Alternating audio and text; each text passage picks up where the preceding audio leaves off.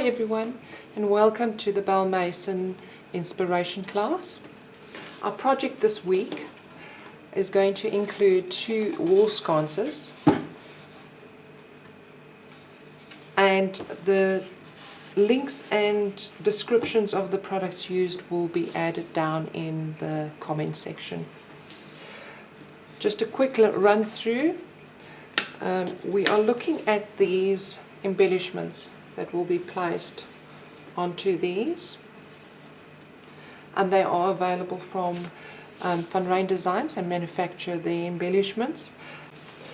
To start off with, we are going to cover the entire project with the Color Me range of chalk paint in the color Magnolia.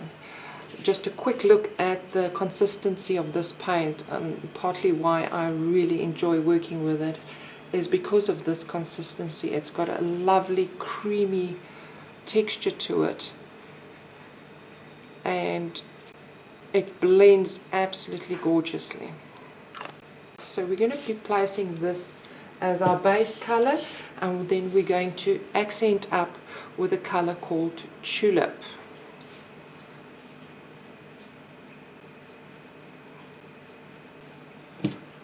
And we'll be lifting out some accents with the Van Rijn Designs bronze, antique bronze, to go on top of the embellishments right at the end.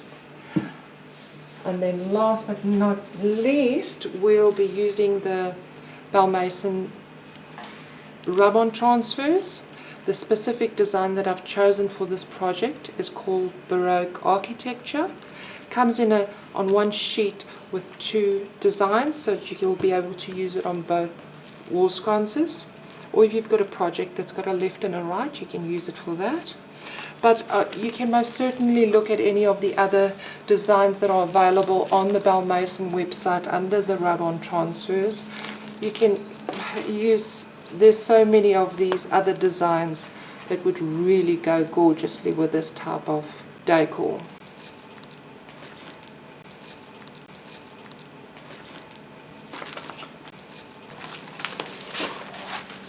I've already gone ahead and prepared our initial board in the Magnolia color.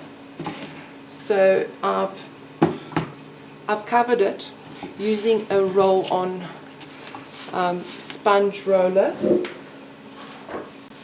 These, and just, you know, as a painting tip, I like to cover my trays with a plastic bag. And then you put your paint in here, add in a bit of water, wet your roller before you actually start with your project. Literally wet it underneath a tap of running water, just squeeze it out, and then you start rolling. As soon as you're done with your roller in that specific color, this project I've put on 2 coats, just with a roller and just going with a brush into the corners. And then when you're done, you can literally just take off your plastic and throw it away, and you don't have to end up wasting time cleaning your trays. I've gone ahead and I have done the base coat on this. The rub-on transfers need a smooth surface to go onto. Unless you want a real vintage aged look, then you wouldn't really, you can go straight on after you've rolled, you put your transfer onto that area, and it would give you that vintage type of rub-on image on your project. But if you want a nice smooth finish, which I'm just going to do for the sake of the class today, I'm going to show you how to just smooth it out. Now this has just been rolled with a roller, and I'm taking a sanding block. It's got a sponge in the middle, so you can go nicely onto your corners. And with a Color Me paint, because it's a true chalk paint, you literally just have to do this.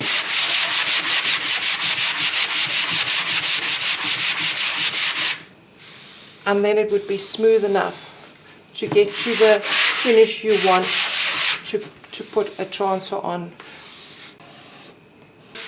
Now that it's sanded down here in the area where I know the transfer is going to be placed, I can go ahead and place on all the embellishments.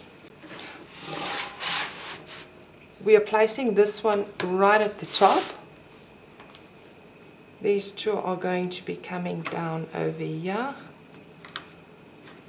this way around. And these would be placed here at the bottom, which gives us that nice detail that would go with that design that we've chosen from the rub-ons.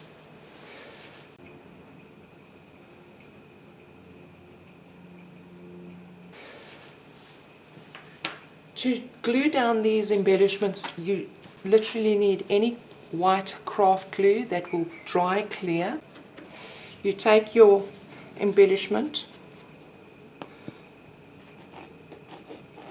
dollop some glue onto it,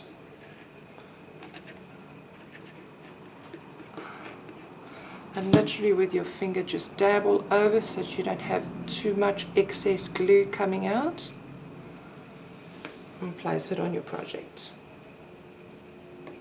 I'm going to quickly do these others as well. I'll forward through it so that you don't have to watch me gluing.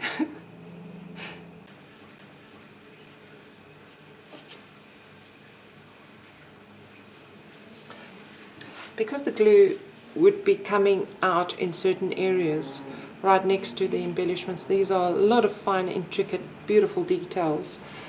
Just to smooth out the glue, although it is going to dry clear, I like to just go in with one of your old brushes. You don't have to go with your best brush, just go with an old brush that was dampened a little bit. Take a spray bottle, just dampen it slightly, and just smooth out your glue that might have seeped out around your embellishment.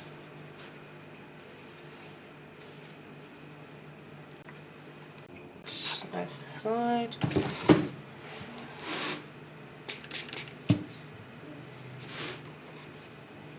We don't want to put too much water there, so just dab it off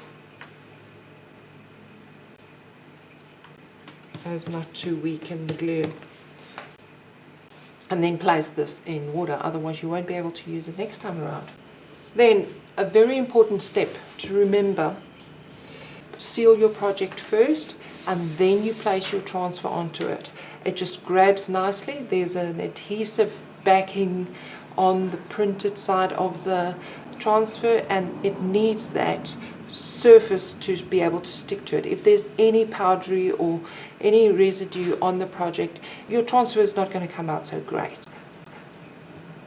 So from this part, we've taken our sealer. It's a water-based clear sealer, and with a roller, same method as you would have used with your paint. You put some of your sealer in a tray with your roller, your foam roller. You roll on your sealer to get your project covered, ready for your transfer.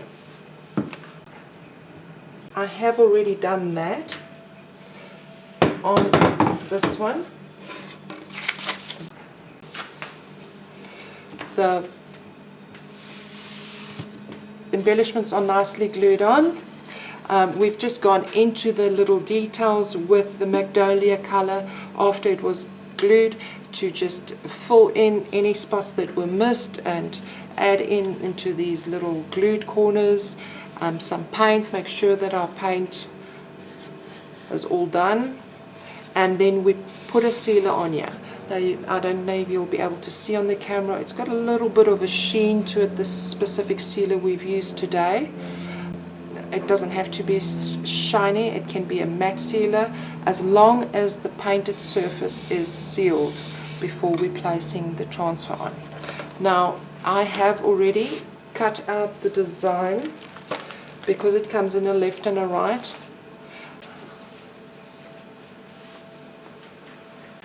The side that we'll be using for this specific one, and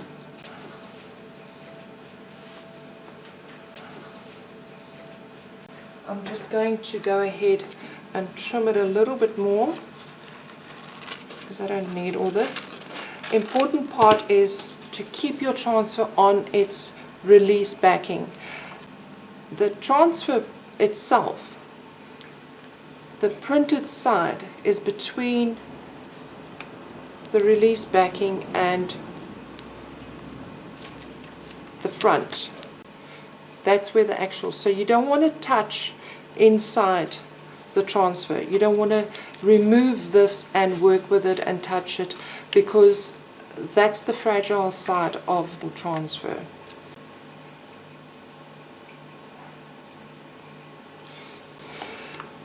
I'm just, as I say, I'm going to just finish trimming this up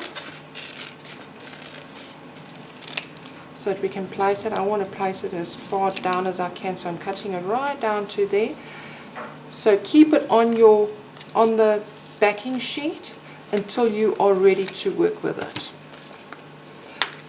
I'm just putting it on my project with the backing sheet in place to see where I would like to place this transfer.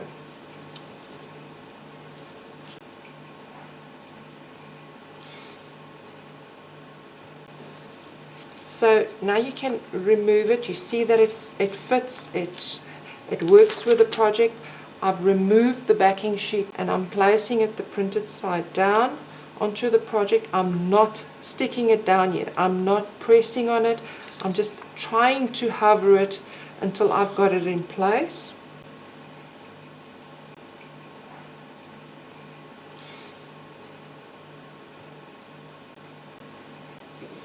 And you take some tape and you stick it down. These transfers will not stick onto your project on their own,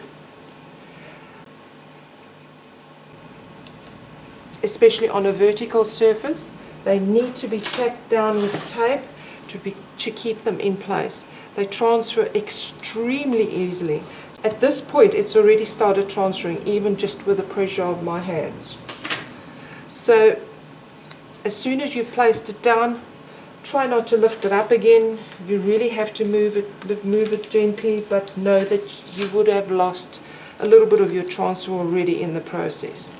So as soon as you've put it down, tape it down, keep it in place so that as soon as you start rubbing on it, it will definitely not move. If it moves, if you have not taped it down and it moves, you are going to see a bit of a blurry, faded image because it has moved. Transfers come with an applicator stick in the packaging. Each one has its own stick in there. Take the tip of the application stick and with your finger right on the end of it, you put firm pressure down onto your print and just start rubbing.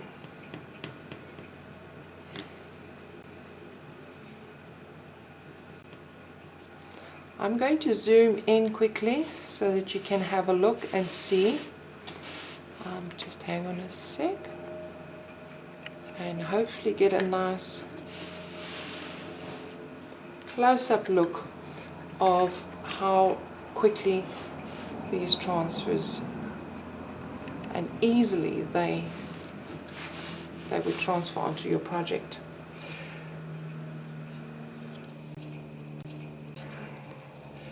If you look at it, you'll see there it's dark. As soon as I start rubbing here, you can see it becomes faded. Transfers are printed onto an opaque surface specifically so that when you start rubbing, the surface becomes opaque so that you can see where the transfer has already activated and where it still needs to go. So in that area there you can see it's still black. As soon as I go over that area, it becomes opaque and like a white look to it. I'm going to carry on doing the transfer here.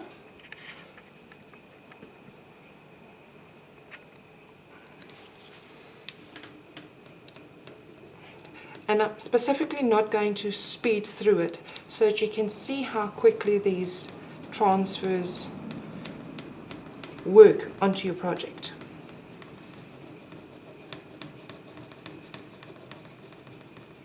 Nice firm pressure on the tip of your stick.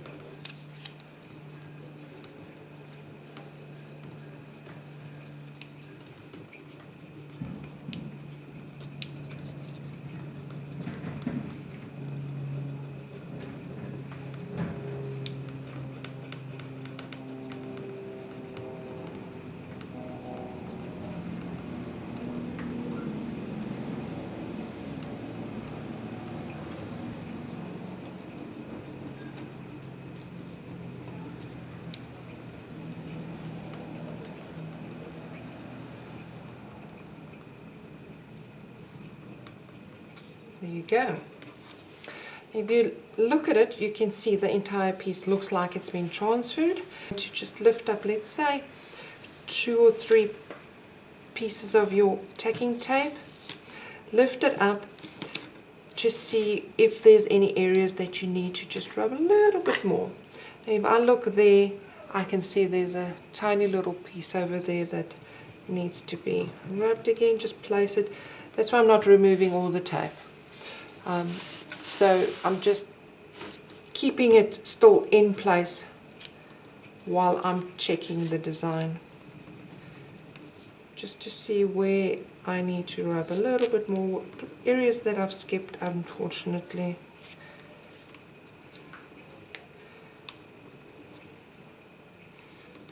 As you lift it up, you'll see from the top of the film that you need to just rub here and there a little bit more. And then take it off a little bit more, a little bit further. There's in the center, I missed that part. And there on that leaf, I missed a part.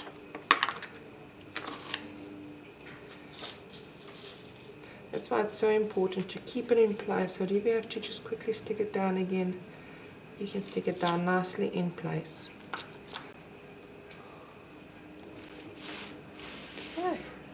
Hope you guys can see this transfer nicely. There we go. There will always be a little bit of residue of the printing left on the actual film. That's fine because the entire image has transferred. There's more than enough ink to be able to transfer. You can even rub with your hand straight after you've transferred. You can rub with your hand right onto it. There's no need to burnish it or anything. If there is any of the adhesive residue on the outer edge of the image, you can simply just roll your fingers over it to get that residue off. Or you can take an eraser. Just be careful because your transfer at this stage is fragile. It is not sealed. It can literally rub off. I can do this, but I won't be able to rub hard onto it. So you would take your sealer again, just like before the transfer. After you've done your transfer, you put the sealer on again, then you can carry on with your project to your heart's content. I've put a little bit of water-based sealer into our pan, and with a small roller you can add in a bit of water to this. Make sure it's nice and clean from the transfer, and simply roll over it to seal in the design. You can seal your entire project with a sealer. Go over everything, just roll over it. The roller was wet under a tap, and then just dried by hand, just squeezed out the excess water, and you can go ahead and seal your entire project, so that whatever techniques and everything that, and layers of paint, everything that's going to happen on top of this, your base coat and your base technique and your transfer and everything is protected. You're going to add in a stencil in the background on the whole project, and so that interest happening on just the plain light colored board. I'm going to show you a wonderful technique how to do your own texture, what to add into your paint, so that you can get this lovely texture in your paint color itself.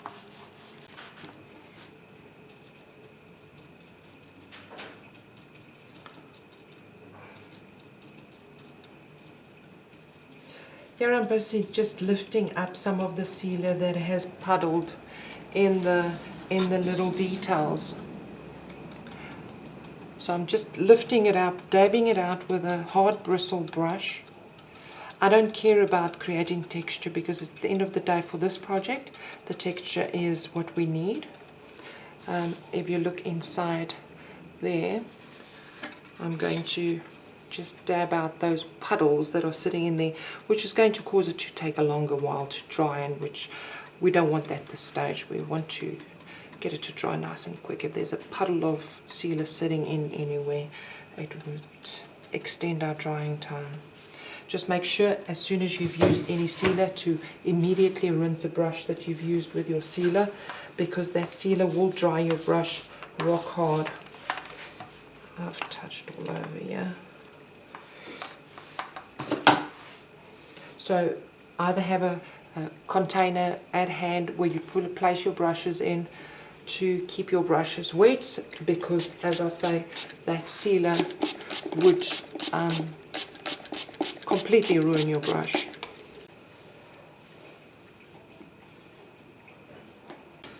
Just going to move this one out of the way.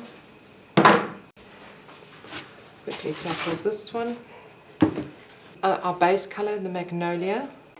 This is the one that we did earlier that we quickly glued on the embellishments.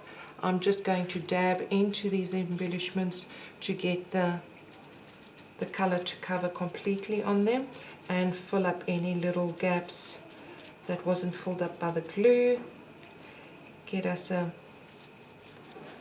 nice coverage on these embellishments that we don't have to worry about later, to get it to the point where the other one is already, that we've already done the transfer on.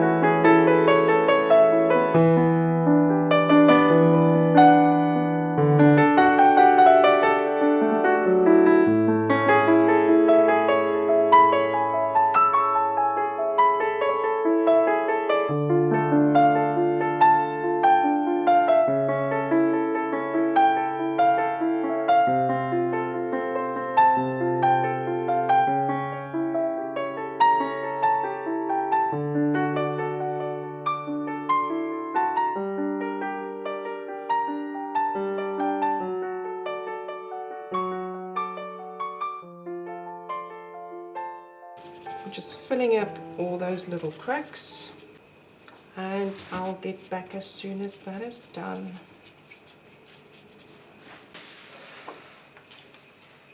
As soon as your project is dry, the sealer has completely dried all over, just to create that interest that we were talking about in the background, I'm going to take a stencil that has different types of shapes, and it's going to create some interest in the background for us. As you would use a stencil, you take some of your paint, you dab off most of it so that you don't bleed in underneath your stencil, and you're just going to start creating an interesting background. I don't want to really go over the transfer sections, but I want to just add in some color into the background. This color I'm using is antique bronze. That's going to give us a nice background. I'm just adding it in here and there.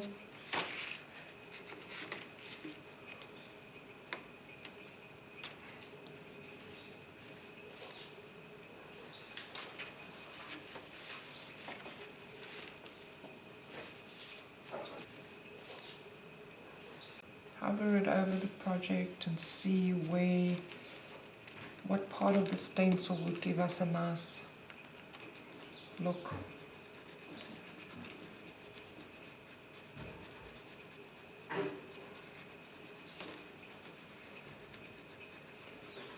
This antique bronze, really nice color.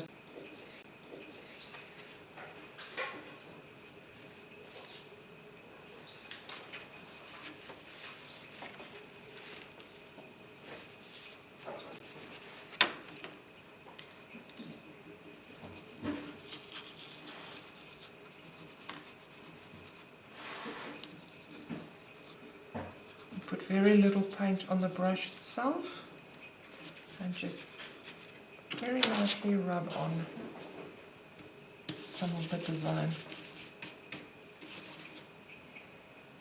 And just add in a little bit of interest down here.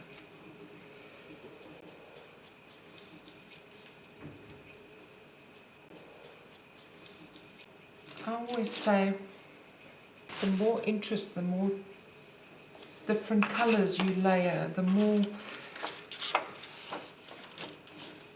techniques you apply onto one project, the more interesting the whole design would look at the end. You know, when you look at a project and you wonder how did they reach that, it's usually with a whole lot of layering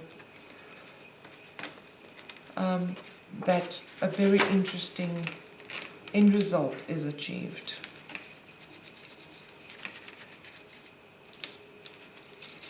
Now on top of this we're going to layer and color back again and sand.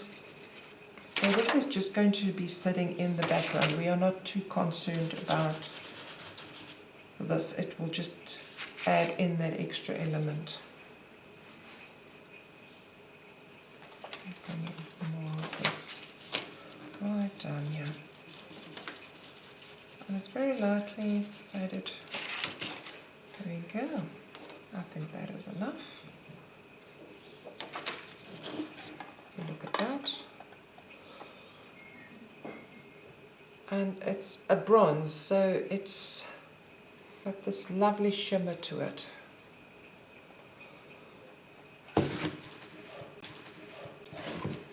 Quickly mentioned earlier about creating texture in a paint. Now we're going to take the tulip color. We've now got a very light project. We're going to take the tulip from Color Me. Color is called Tulip.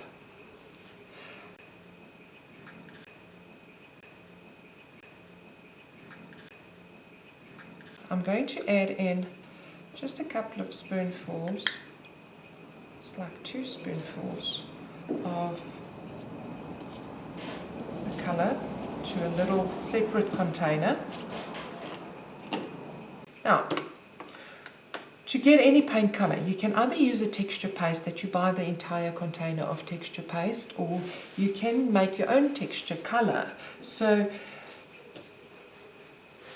the secret behind that is bicarb. If you take normal kitchen bicarb And you add in, as we've taken this paint, and you add in a couple of, just like, you'll have to judge it by eye, and you mix it into your paint, you are going to create this texture inside your paint. It doesn't dissolve in the paint, it just adds texture to the paint. And you can decide how much texture you want. It's up to you. But it doesn't dissolve, so it just adds that grit to your paint itself. So to 2 spoons of paint, and it thickens up your paint quite a bit.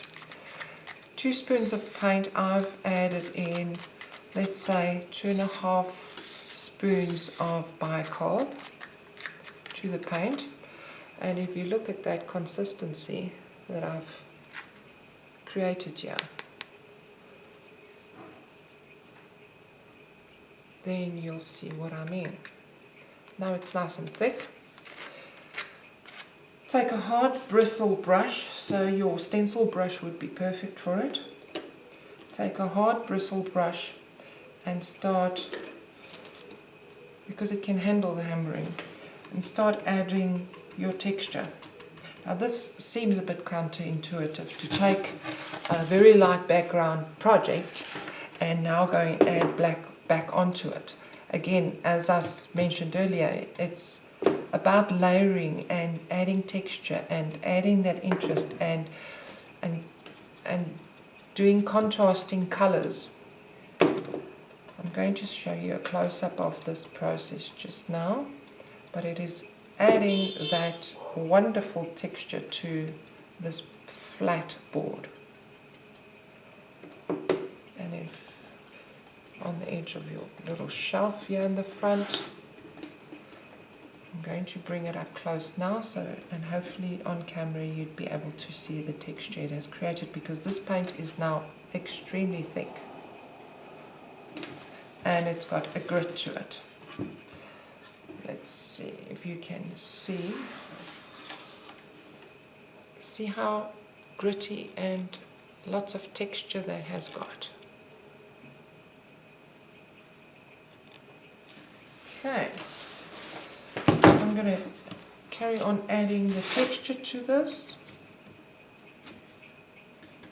Some places you can add in more texture, other places it's up to you.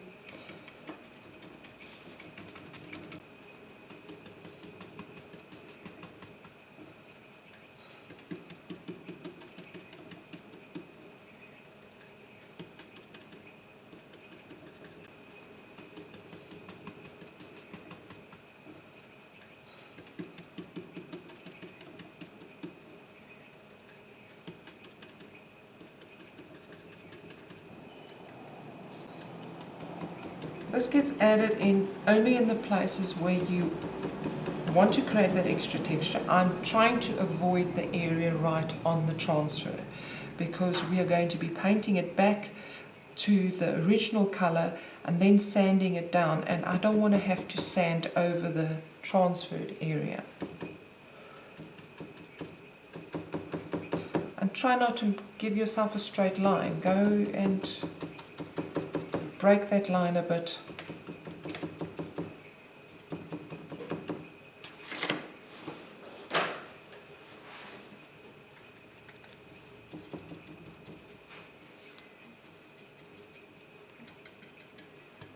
Go a bit onto your shelf.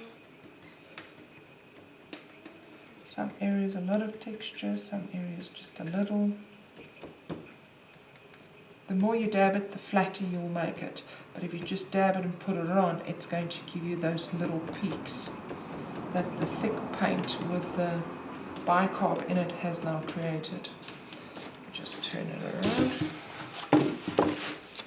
Oh, and yeah, this is the part where the project really looks like it has now fallen apart.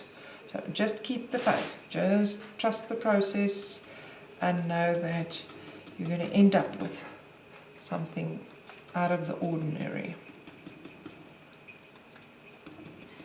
not your usual type of project.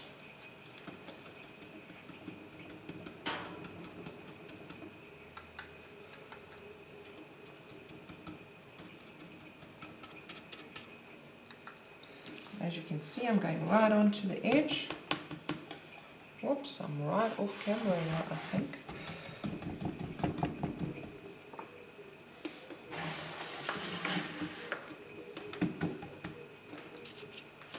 It helps when it's live and somebody can actually tell you, oh, you've gone off camera, please just come back on camera.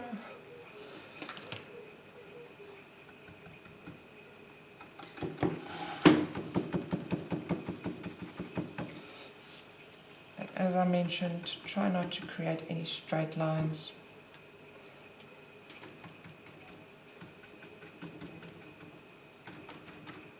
And a really mottled background effect.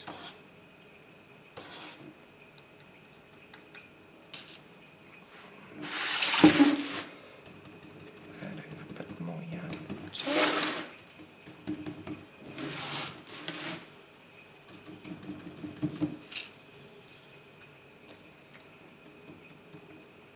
I'm with 2 spoonsful of paint, and there's still a lot left in here.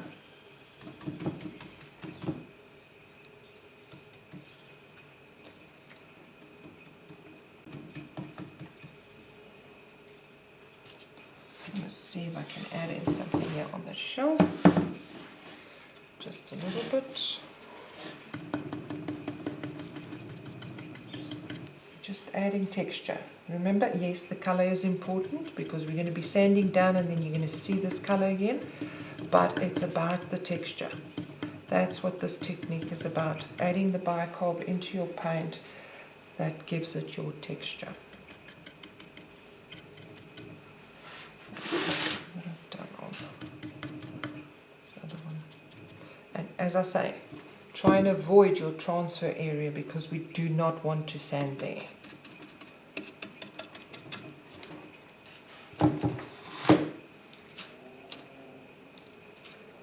And now it looks really horrible, I know,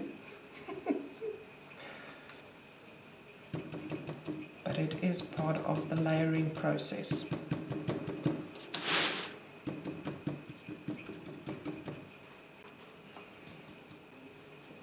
I think we are about there, and maybe a little bit more texture to the side of this raw wood edges. To hide these raw wood edges, this is a really quick and easy way to do it. We'll hide any raw wood edges. Super.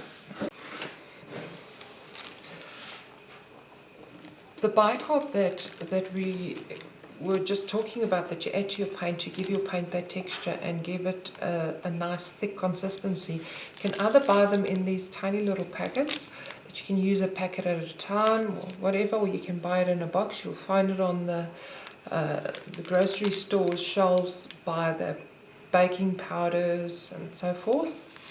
The advantage of using this compared to using your usual texture pastes or your pastes, your powders that you would buy at the hardware store and add it into your paint is this is drain friendly, meaning your normal pastes you cannot rinse down your drain.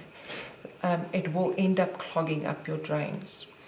If you work with it on a continuous basis, every project you use a little bit of texture here and there, or you use it with your stenciling, and you keep on rinsing that down your drains, it's as good as putting cement down your drain. It will eventually block up all your pipes, whereas this is user friendly. When you've added it into your paint, you can basically just go and rinse that down your drain. It's a bio-friendly product to use compared to your texture pastes. So by all means, if you're using texture paste and you're using it to get that crisp white finish after you've done a raised stencil technique or so, then yes, rinse it off, dump that water in the garden, not down your drain. But you can just as well take this, add it to your white paint, and also get that white paint textured look on a stencil. Or as we've just done now, we've added it to black paint. You can add it to any color and it will immediately give your paint that texture and that gritty feel. Just as a side note, I did this one a little bit earlier, so it's already dried up. With the bicarb mixed into your paint, it literally takes about 10-15 minutes. It's all dried up, or you can take the hairdryer and it will dry up nice and quick. Our original color that we used for the base coat, the Magnolia from Color Me, I'm just going to use some of it right off the lid here and just cover back up on all the black areas. Okay, I've wet my brush slightly and I'm just going to cover up all these extremely black areas. Now you can do this in like two goes so that you can get, I don't want to cover up all my stenciling, definitely don't want to go over the transferred area, but we want to just get a little bit of our main base color back again. You can do this either with a soft brush or a harder brush. I'm going to go with a harder brush, the hard bristle brush, in the areas that have the embellishments on them. I'm going to go with a harder brush so that I can actually get into those little nooks and crannies, whereas a soft brush won't easily give you that ability to get into all those nooks and crannies. And while we're doing this, we are now brushing back over our dark areas so that when we come and have to sand it back, we're going to expose some of that black on the raised areas that we've created the texture. You'll see what I mean as soon as we are done with this. I'll speed through this process. I'll show you what it looks like when it's done. And we're just going back to our base color. I don't want to lose all the stencil.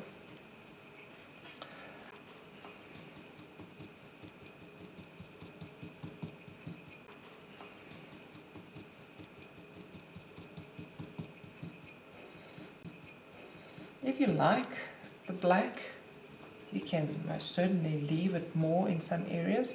I'm just going to be careful here. Where I'm going right next, I went a little bit too close to the transfer there. I don't want to paint over the transfer. You can cover half of it, part of it. When you do it, you might have a completely different transfer that you've put on. And of course, we are now layering, so we are creating even more texture on top of that texture, deliberately not covering everywhere. I want some of the black to come through, and as soon as it's dried up, I'll see where do I want to cover even more, because I don't want this faded black look. Just a personal preference, personal choice. Just a normal old spray bottle with some water in it. You get a completely different look with a brush than you would by sanding back, or even just using a soft brush compared to using a hard brush. You would get different effects with each tool that you use. I'll show you a quick close-up. But as you can see, I didn't cover all the black, especially around the edges, and by the embellishments I didn't cover all the black, specifically because we're going to be sanding back, and sanded back to the black is going to look different than the actual black that wasn't painted over just now. I'm going to let it dry up and then we'll get back to it again.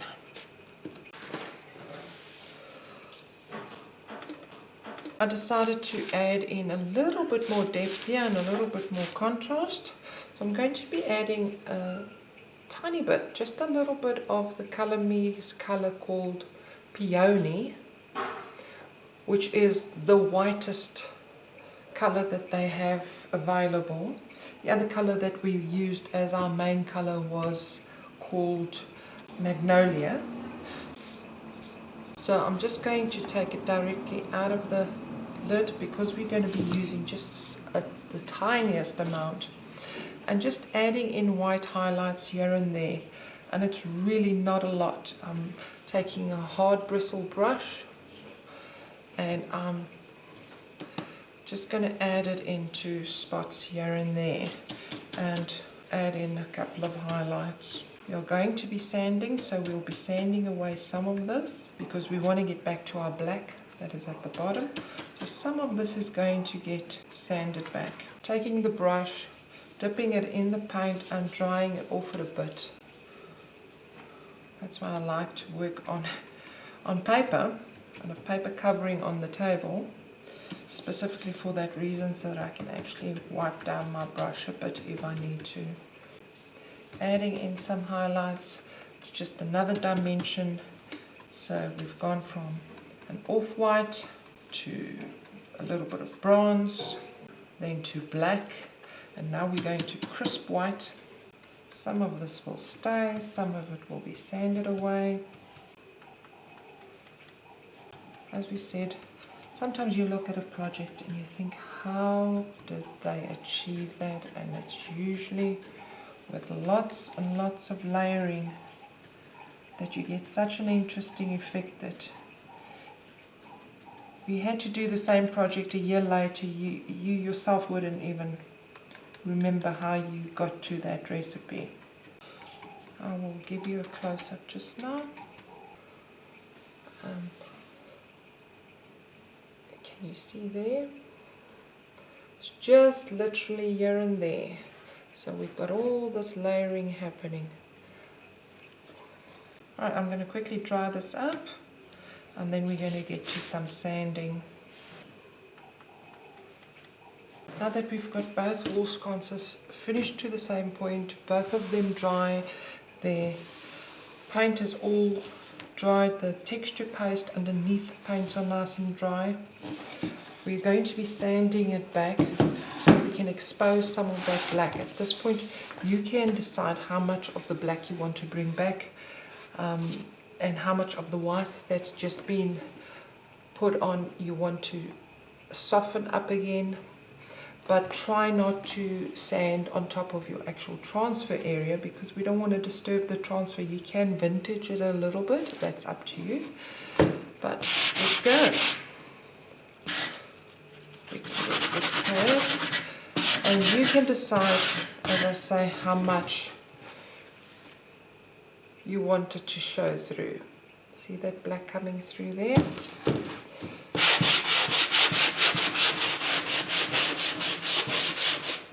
I'm going to quickly do one section and show you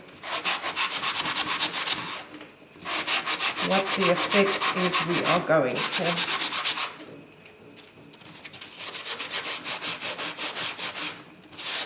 You can use 100 grit, 120 grit. You can be more aggressive, less aggressive. It's up to you how much you want to distress it at this point.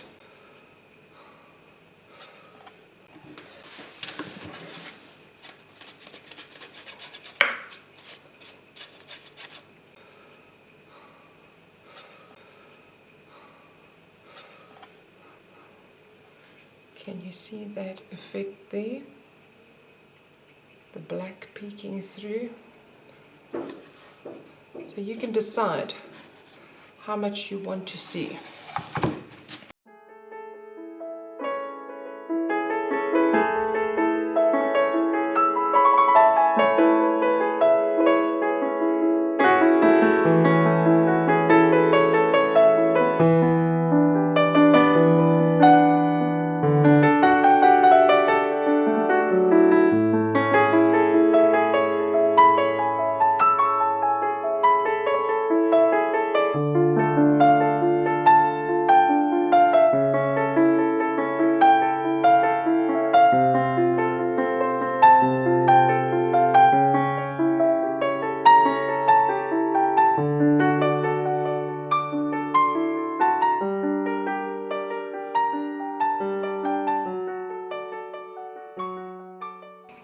Our power has just gone out. Luckily the camera still has some battery life on it. Thank goodness for that. Okay, this is a 80 grit paper, so it's going to sand extremely quickly. You want to break it into smaller pieces. You fold it back in on itself, and then it will give you a nice tear. You fold it the other way, well, it won't tear that way. Then you fold it back on itself again. Then you've got a nice small piece to work with. Hold it back, always hold it double. The thicker it is, the quicker it's going to sand.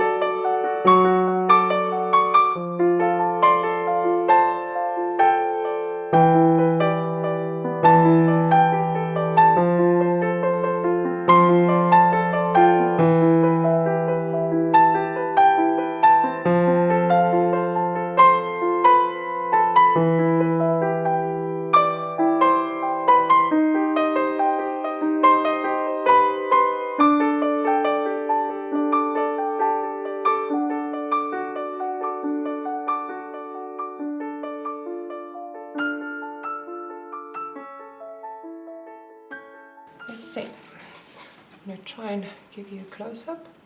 See that black peeking through in random areas that you cannot achieve this look with paint.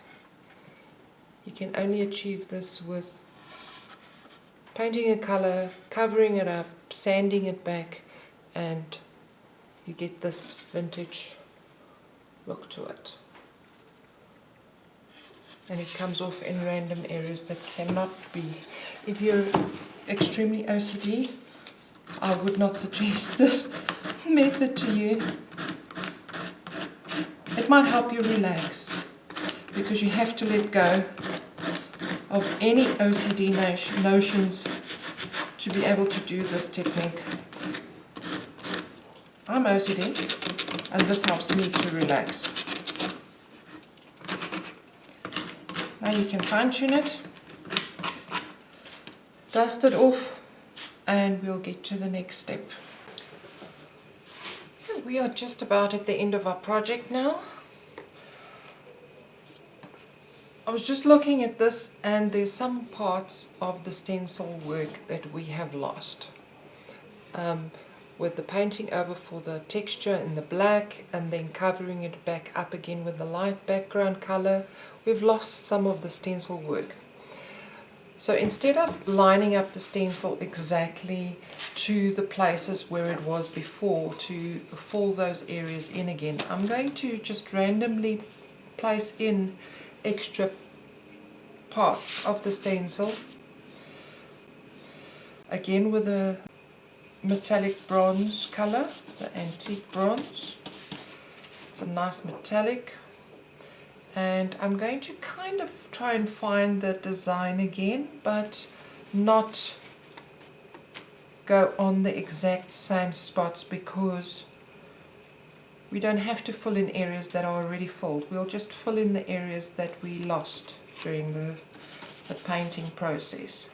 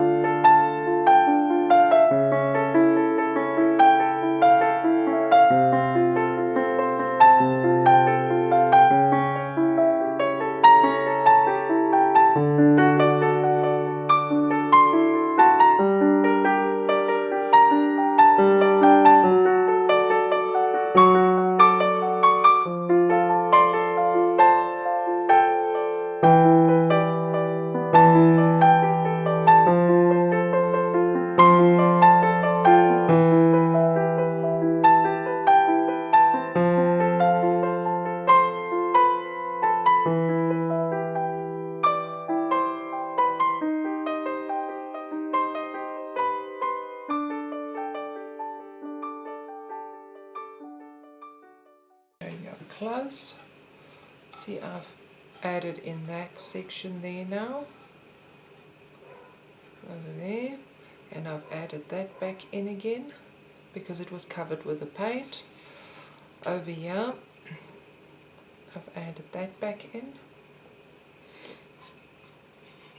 This section here I feel I've just made too dark, so over here I'm going to just take the sanding block and just slightly distress it.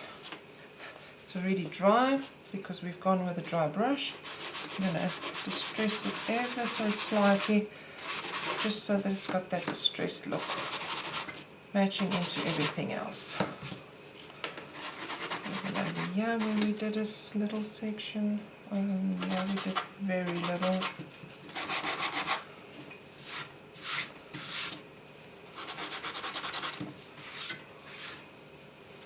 Over here.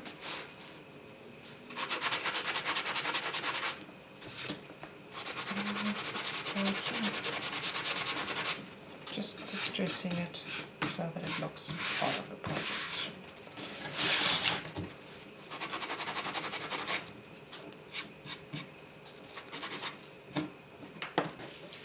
Now for the actual fun part. This is one of my favorite places to be in a project, where you get to the finishing off. We've got 2 steps left, and the first thing we're going to do now is we're going to glaze this entire project. It will bring depth and character. It will accentuate all your details. The texture that we worked so hard on to create onto this project will absolutely shine as soon as we put glazing on. A lot of people shy away from glazing, or some people call it aging. As soon as you've mastered how to do glazing and you're not afraid of it, you're going to absolutely love doing it on, I would say, 90% of your projects, because it just brings the entire project together and finishes it off to a point where you say, this is a complete project. So you grab a soft bristle brush. The product that we prefer to use is, you get this in 2 different colors. This is Rust-Oleum's Aged Glaze. You get it in the brown tone, and you get the grey smoky one. So it depends on your project what your main colors are. We use the aged glaze mostly, and only when you've got different pastel colors, that type of thing, then you would probably go towards the smoked one instead of the brown one. This would also then act as a sealer, so as soon as you've put it all over your entire project, it will seal in everything, all the paint. It will keep it nice and safe. It's not for outdoor. If you're going to place something like this outdoor, you would need to give it a proper outdoor sealant. But for this type of project that's going to go indoors, it will be sealed. It can be cleaned with a wet cloth afterwards, everything. Take your soft bristle brush, and you keep a bucket with a cloth that you're going to wet. Just a lint-free cloth, any linen, something that doesn't give off hair, to wipe away.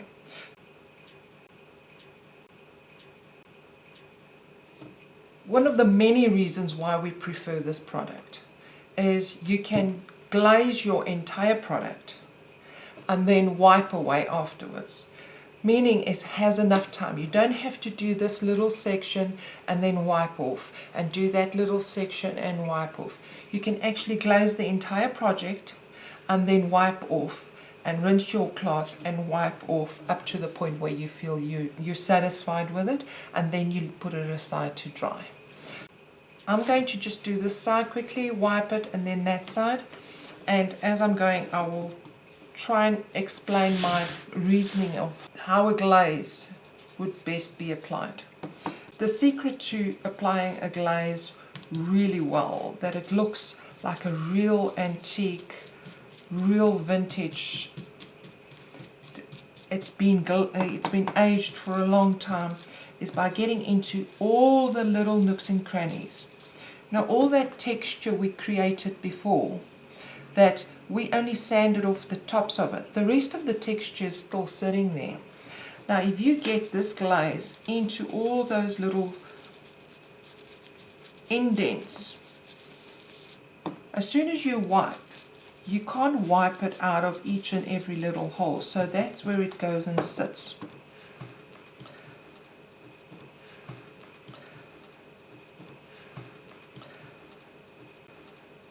Around your edges, anywhere where you've got a routed detail.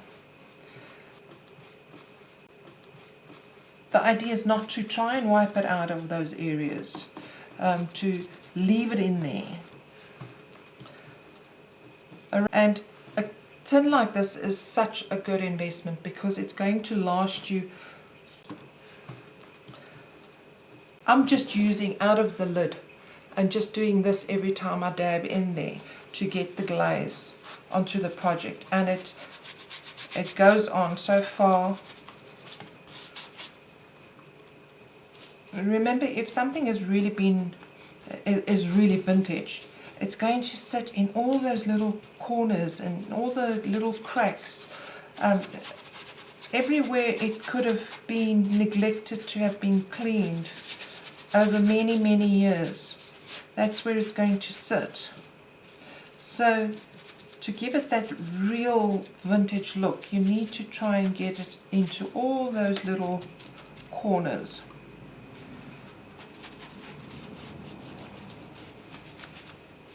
As I'm going over here, I'm checking to see, I don't want to see any white spots left. That's why I'm covering the whole project. I don't want to see white little dots, because that's an indent, a texture we created that needs to be filled. There we go. I'm going to do this one side quickly. Now the cloth it's wet. You just wring it out by hand and that's it. So it's not dripping wet, and it's not dry. And you start off by wiping off. You see how it stays in all those areas where we created that texture. I first wipe down everything, and then I'll go and fine finesse into the areas where I feel it could go even lighter. On the edges like this, you just rub over like that. Try not to go into the corners, you just rub over it like that. If at any point you feel you've rubbed away too much, you can just add back on again. See, on that edge, just wipe over it without going into the corners. We want those corners to have, there I've missed some spots, it was on the other side of the board.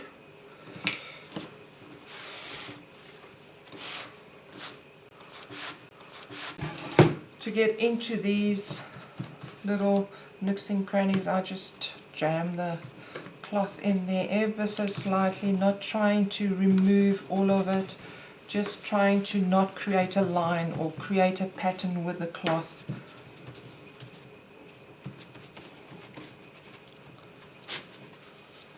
And the more random you do it, the more beautiful it looks.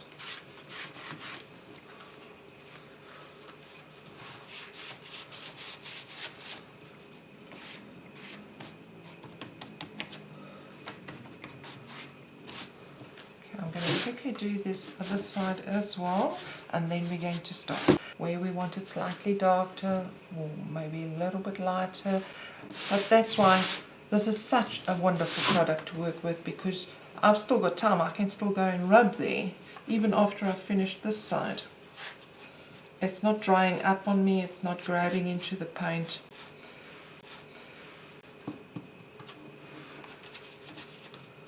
And I'm still just using this tiny little bit out of the lid. Now you can create your own glaze if, I mean this tin is quite expensive, but it does last you extremely long. But you can create your own glaze. If you don't have the budget to buy a tin of Rust-Oleum glaze, you can take 1 part chalk paint to 1 part water, so it's equal amounts of paint and water, and then you would take a nice dark brown or an ochre color, even or blue glaze would look nice. But you take a nice dark color, and so it's the paint, equal amount water, and equal amount clear glaze that you mix together, and you keep that in a container for yourself, and you can use that as your own glaze. You will just have to note for yourself that, and obviously when you're using water, try and use distilled water so that it doesn't end up starting to stink in your container after a couple of months if you haven't used it all up. But you can then just keep it in your container and use it whenever the occasion comes up.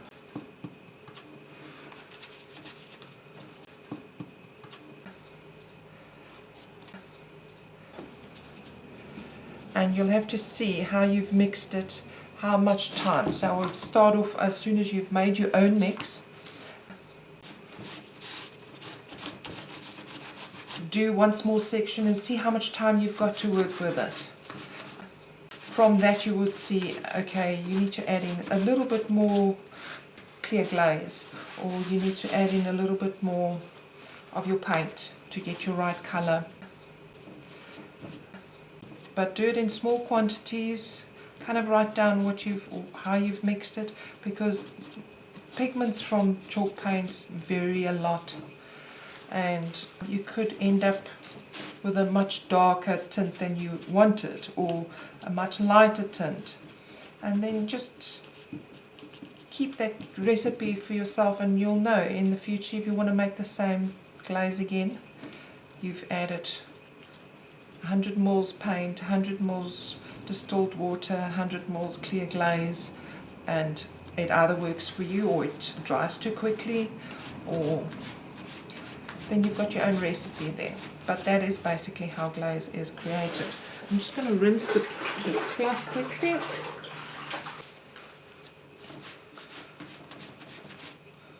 Right, now I'm just going to take the tip of my finger and roll it in the cloth so that I can go onto these fine details of the embellishments. Make sure that those tops, raised tops, are all nicely rubbed. You need to go into your little details next to your embellishments. Don't try and wipe there, just dab it with a cloth so that you don't get these straight lines happening around your embellishments. There we've got a bit of a straight line around the embellishment, so I'm just going to dab it so that it becomes irregular. I'm going to look at it and say, okay, I'm kind of happy with it, but maybe I want to darken it up in the corners. I'm just going to wipe here, give this a better glaze.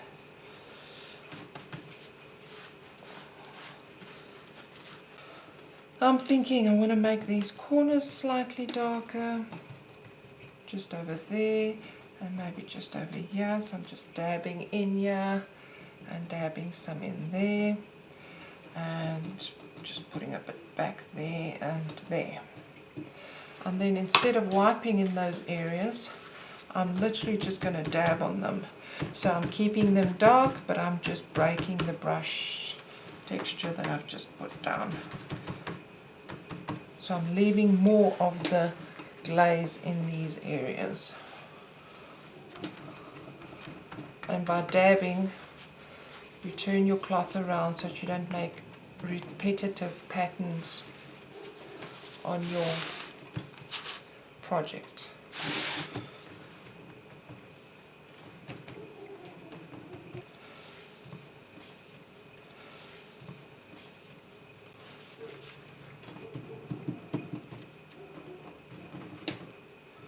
I'm just going to quickly compare this one to the one that I've already finished up off camera. I'm going to quickly put the two next to each other, make sure that they are singing together the same tune, otherwise when they hang together on the wall, if you do this project and you making the pair, then I would suggest at each stage you put them next to each other and make sure that they're not, you won't be able to make them exactly the same, but you want them to just at least, their dark areas and light areas and everything need to sing together. See the amount of time you've got to work with this glaze. On this one I've already added the final step, which I don't know if you can see it, but we are going to do it on this one just now, and I think we are done.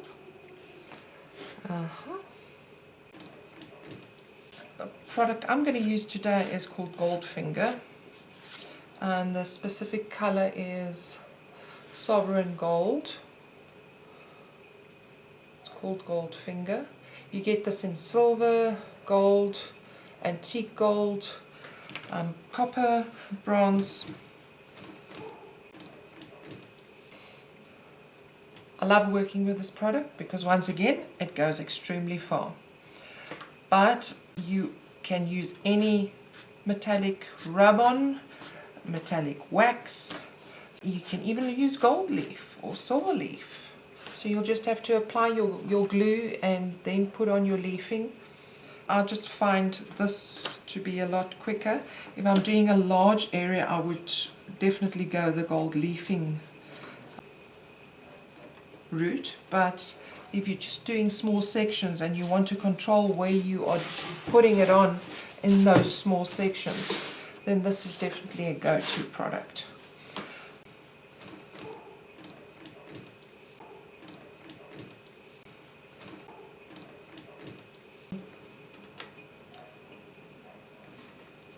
You take it a tiny bit on your finger, tiny bit, and you just rub it on to your raised areas.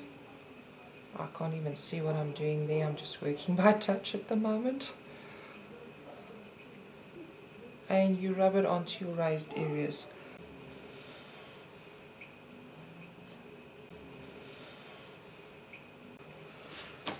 Such a tiny amount that you use.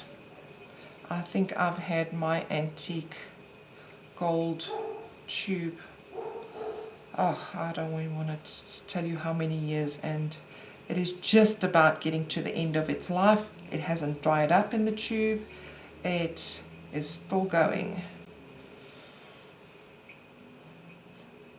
I was originally going to use the antique bronze on these highlights, and then I decided against it when I looked at it on the other board that I've already finished, mainly because it didn't give me enough of a contrast, enough of a highlight to work on. You might be able to see a little bit close up. Everybody has done this, some people have never, so this class is for everyone. And if there's any questions, we are here to help. You know, I'm an artist myself, and I'm really an artist by heart. And sometimes you just need somebody else to give you that inspiration that you are looking for. And even if it's just one small step of their project that gives you that inspiration, that you just have this creative block and you just need to see somebody else, or you're scared to do something and you just need somebody else's step-by-step guidance. Hopefully this can inspire you to get creative. If you've done projects like this, to just maybe take your projects to the next level, or even if you're a seasoned crafter and creator and you just needed that extra inspiration to get something else done. Be scared of of trying new techniques.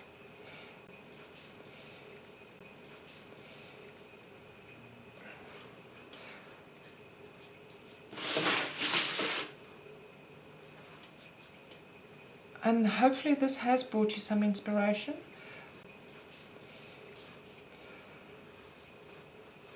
These kits will be available on our website. If you want to purchase a kit like this that would have the 2 blank